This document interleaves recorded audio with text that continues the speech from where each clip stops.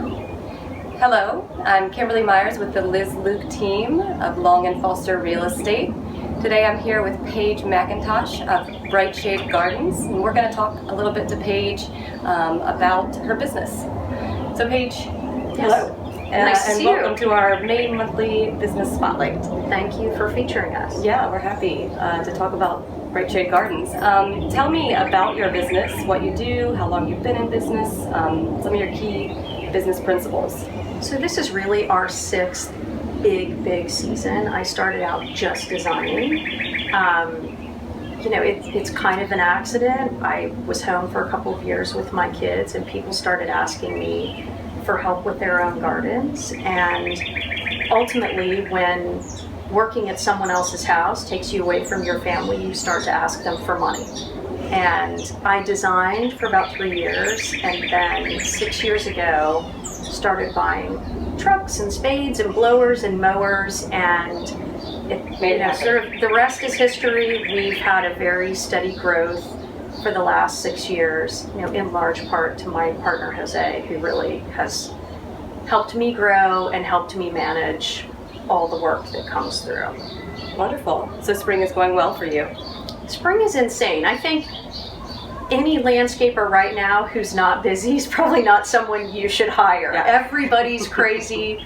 We wave to each other, and it's sort of like this when you wave because everybody's in the same position. And I would say this for myself and all the other Alexandria-based companies. If they didn't show up, it's not because they don't want to. It's because they're probably still recovering from 3 straight rain work days a week and a half ago. Everybody's struggling. Right. It's not that there's a culture of ineptitude. We're all sort of in the same boat right now. Sure, you're just busy. Yeah. And so, do you guys are you more of an install company? Are you more of a maintenance company? Do you do both things? Well, I think one of the things that makes us unique is how Bright Shade really came to be. I'm a designer. Most companies that do a lot of maintenance, they started with a guy, a dream, a truck, and a mower. And maybe they started by mowing 10 houses, and then it's 15, and then it's 20. And then, the people at that house think they do a good job mowing. So, hey, can you mulch me? Hey, can you prune me? And at some point, they get to a point where maybe they don't have the pruning skills that they should, because every plant is sort of a different style of pruning that they need. The foundation of Bright Shade is that we love gardens. It's not Bright Shade Landscaping, it's Bright Shade Gardens. We love plants. My partner Jose worked for Merrifield Garden Center for 8 years, working with commercial clients like me. We just love plants. We're super nerds. We have a whole garden at his house of every ugly tree anyone has ever asked us to take out of the ground. We put a root ball on it. We're like, okay, number 27 ugly tree. And we put it in there and we water it and we fertilize it. And the next year it's a tiny bit less ugly. All trees need love.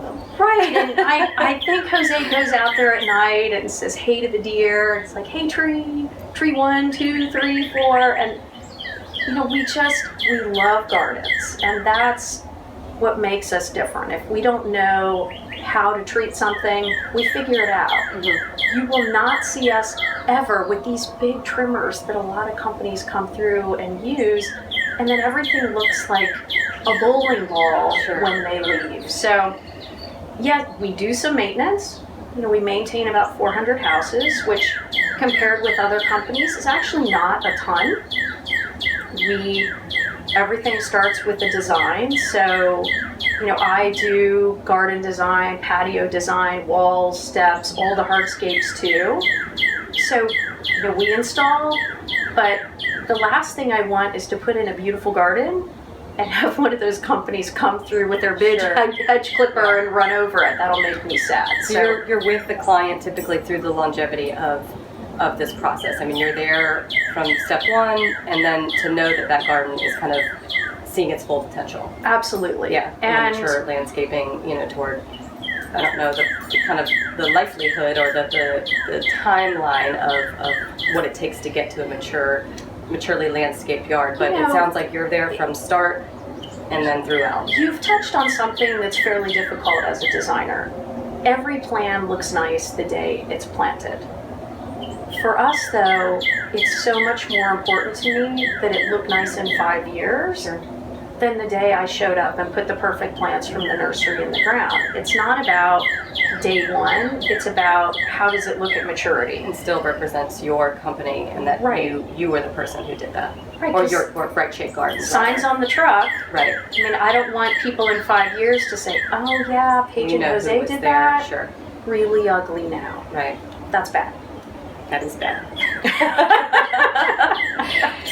So we've touched on quite a bit here, and I guess I want to break it down for 3 groups of people.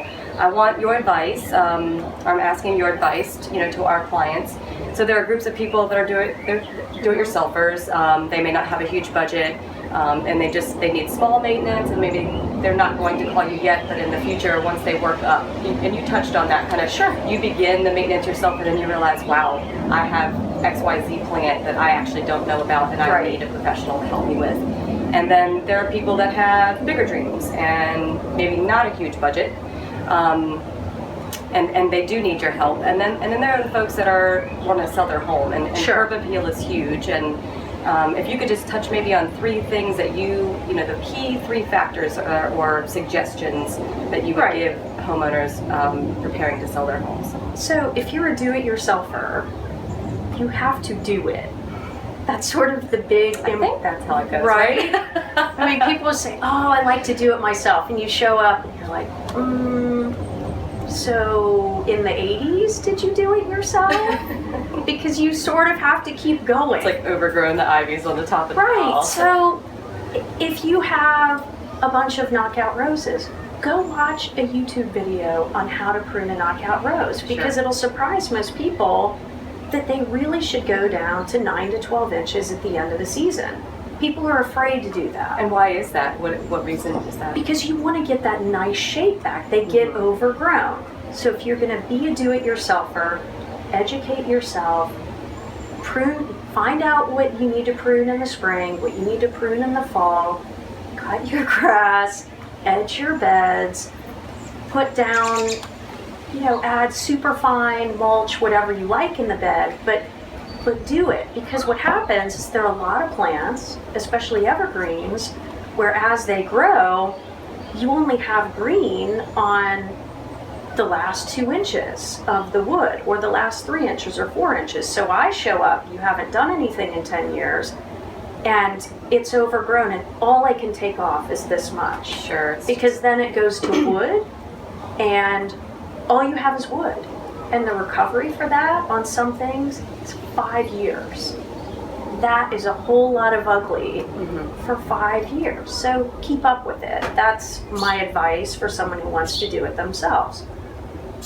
For folks who don't even want to get into it, and that's really pretty typical of most people who live in the city of Alexandria. Everybody works a lot of people have kids they're taking care of, the kids have sports, the kids have music, they have school. I'm happy to help, with maintenance or planning, plants, any of that. If people have a good idea of what they want, maybe they've always wanted a patio that fits a sofa. Okay.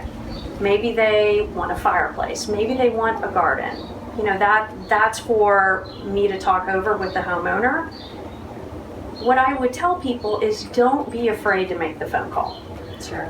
Because don't think it's out of your reach, maybe. Right, you don't have the budget you for might it. be surprised. You might. We keep very low overhead through various means at Bright Shade. And, I've gone through competitive bids with people where other companies were a factor of 2 of what our price is. And I'm sitting there looking at it like, I can't even get to that price. And I wish it were a difference in how it's built, but it's not. We're following industry standard. We just do things as a company to keep our costs down. So make the phone call. A design only takes a couple of hours. You don't have to buy it. That's okay. But at least you've got the information. Right, at least you know. And then maybe it is too scary and you put that design for the love of $150 in a drawer and you pull it out later. That's okay. And in terms of getting your house ready to sell, and the first thing I would say is, if you wish you had it at your house, there's a very, very good chance that the person who wants to buy your house will wish you had it at your house. Sure. And even if you don't think you're going to sell for 4 years, 5 years, 10 years, I feel so badly when I go to homes, you know, and they're most of Elizabeth's clients, and the people need a lot. Yeah. And they stand there, you know, when we're blowing everything at the end and it looks immaculate and perfect, and they literally get to enjoy it for 20 minutes. Don't want to, no, right. And they sell it to someone else, and they always say, why didn't I do this before? Sure. It sort of goes back to your last group of folks. Unless you ask the question, you don't know how much it costs, and it might be within your reach. Maybe you can phase it. There's different ways we can do things to get you from point A to point B. Maybe there's little subsets in between. So don't wait forever and then do it to sell it. That's the worst. If there isn't a ton of stuff that has to be done, at a minimum, yards have to be completely free of debris. So Nobody wants your old wood pile. I can promise you, it doesn't matter if you have 12 fireplaces. The wood pile looks like a place for bugs. It's scary. Make stuff like that go away. There's a good chance they don't want your collection of terracotta pots. You know, shrubs need to be pruned. The grass is a big deal. It's the first thing people, I mean, a well-manicured lawn gets people in the door. Right, and I know, like, it seems kind of silly, but it actually kind of matters. Yeah. You know, some color, some, you know, pops of annuals. I think really crisp, clean edges. You know those little brick edging pieces people put in? No, those are ugly. Take them out. And they're tripping hazard. Right, and they're falling down. Nobody wants that. Nice, clean edges. Sure. Nice, dark mulch that doesn't smell bad. Don't put in stinky mulch. Nobody wants people walk in the backyard and it's offensive, right? I think that helps. And then the last thing I would touch on is broken stone. Broken stone when you're selling your home is bad. No one wants to have to come. Right. If you buy that. Right. The first thing you step on a property is the walkway. And if the walkway's broken, if there are pieces that are coming out, whether or not it's subconscious, whether or not people realize it, it's now set you up for the belief that there's more broken stone on the inside. So I think masonry is often something that, you know, we'll go to a house and we either repoint or, you know, we'll fix cracks. Anything like that creates objections and sort of an idea of what the house might be like. Just fix it. Sure. So that's my advice for people that want to sell their houses. Fix it. Well, thank you. Sure. Thank you so much for sharing all of that. And it, I mean, I just from hearing you, I've learned a couple of things. Oh, good. And then I think that one of the key things I want to reiterate is that it just, everything that you've just said shows me how much attention to detail you pay to this job, how much you love your job, number one, really came across, and number two, how much attention to detail that Bright Shade Gardens pays to their clients and what their needs are. We do care about it a lot. It does. You know, Jose rolls in here in the morning. I'll say, "How you doing?" He's like, "Didn't sleep, gotta go finish, didn't sleep." Sure. So, well, we want to get him some sleep, but we're also really happy that he does a good job. Yes, he does a great job. Thank you so much You're for welcome. your time. You can find Paige by emailing her, paige@brightshadegardens.com. The website is brightshadegardens.com, and they also have a Facebook page where you can check out some of their work. We hope that you'll shoot Paige an email sometime soon, or visit the website. Thank you so much. Thanks for having me. Yeah. Happy Thursday, everyone. Happy spring. Yeah. All right.